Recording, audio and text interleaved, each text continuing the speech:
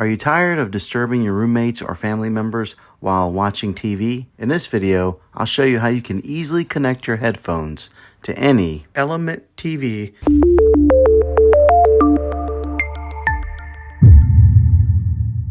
Now, the way to enjoy your favorite shows and movies in peace is to buy a Roku device that lets you hook up your headphones to the Roku remote. When you buy this device, it comes with a pair of earbuds that you can use, but if you want to use your own, you can do that just by plugging it into a 3.5mm jack that's on the remote control.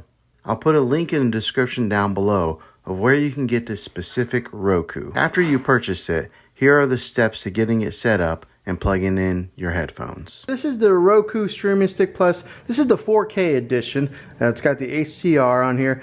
But I did a review, or I did a video on one of these streaming sticks before, but this one here has the headphone input on it.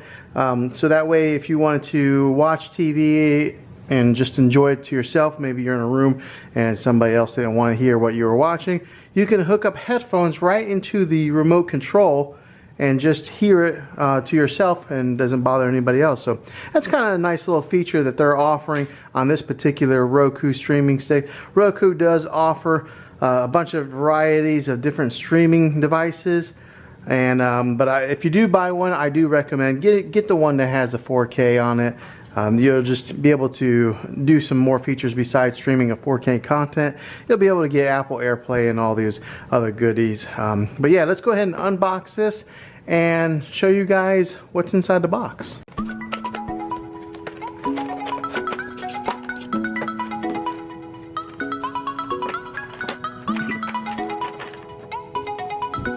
This is what you get. You've got your Roku remote here that comes preset with a few inputs with Netflix, Disney Plus, Hulu, and Sling.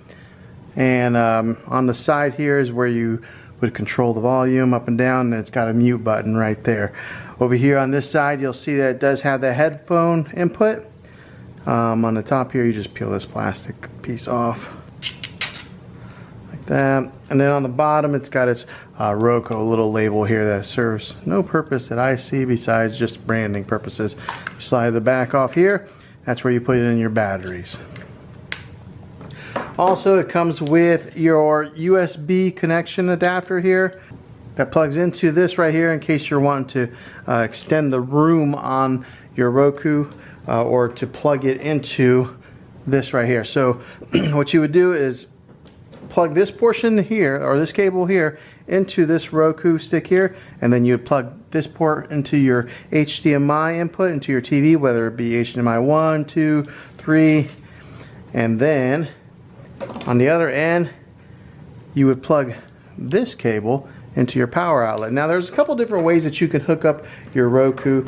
You can either hook it up USB into a TV, which will then give power to your stick, or you can plug that USB connection into this port here, which is a power outlet.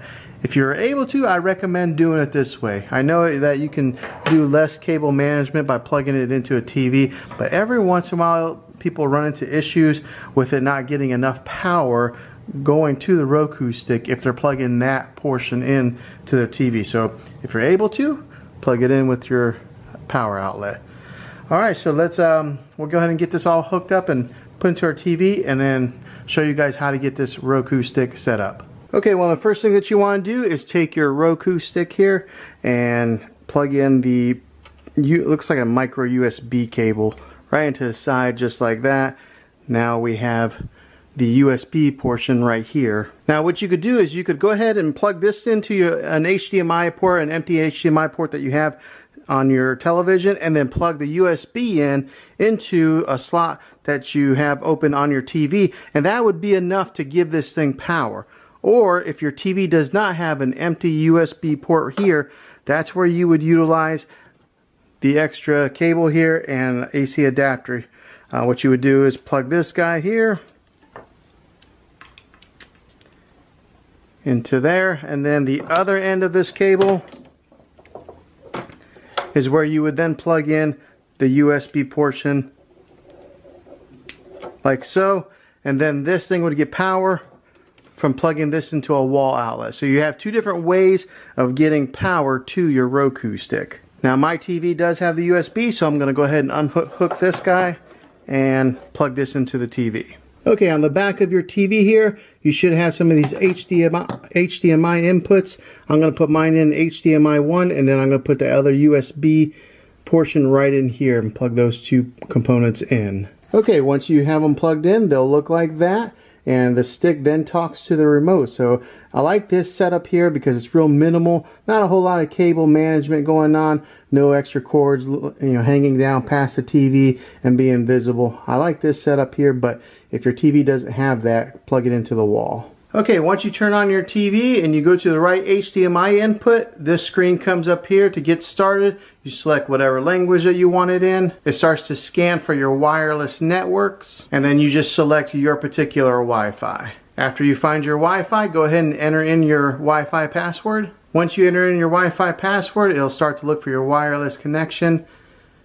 And then once it's connected, those check marks will be marked. Then you'll come to this screen here, and then it'll just do an update to get your Roku set up to the latest firmware software. You'll select OK, and then you'll just let it do its thing. Okay, after it updates, it does its little logo jumping video here. Okay, then you'll come to this screen here where it does an auto detect display type, where it just analyzes your HDMI connection to know if you have like a 720 or a 1080 or a 4K TV. So you just click or just hit OK. Okay, it realized that mine was a 1080 resolution. I'll go ahead and click to go automatic. Okay, so now the next step is it'll check your remote, and then you'll just hit OK. It'll ask if music is playing.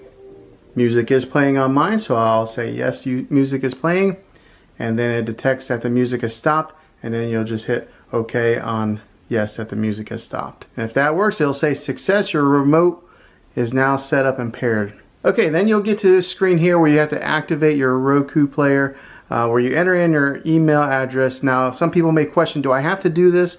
Can I just use it without entering in any information? The answer is no. You do have to set up a Roku account where you enter in your email address and credit card information. Now, they won't just charge your credit card willy-nilly without ever letting you know, so don't fear that, but you do have to enter one in there to get started. Oh, another quick little tip I noticed on this newer player here, it gives you a remote control battery life signal that pops up periodically, so that's kind of nice. It lets you know how much battery life you have on your batteries. Alright, so then go to this screen here to just enter in your email address and get your Roku account set up, or if you already have one set up, you just log in with your credentials. Okay, next it'll get to a screen where it does ask you to verify your email, so you can just jump over to your smartphone or a computer, click on that email to answer it, and then, for example, I'm on my mobile, I'll go ahead and fill in the rest of the information via my mobile to get the account set up. Okay, once you finish the steps on your mobile, it automatically updates on your TV and it starts to pre-install any apps that you may have selected. Okay, once that's complete, it'll say all done. You just click over and it takes you to your home screen here on your Roku. Okay, then it takes you to your Roku home screen here where you just can click over, and here's all your different apps that you can watch. You'll have to get your account set up if you do have like Netflix or Hulu, Disney Plus. You have to enter in all your credentials, but yeah, this is a Roku. I do like their setup here, their platform. It's very user-friendly, easy to learn, just right out of the box. But yeah, this is how you get it all installed. Hopefully this video helped you out. If it was, go ahead and throw a thumbs up on this. Go ahead and subscribe to my channel. I make tech videos all the time, and I'd love to have you back in the next one. Take care.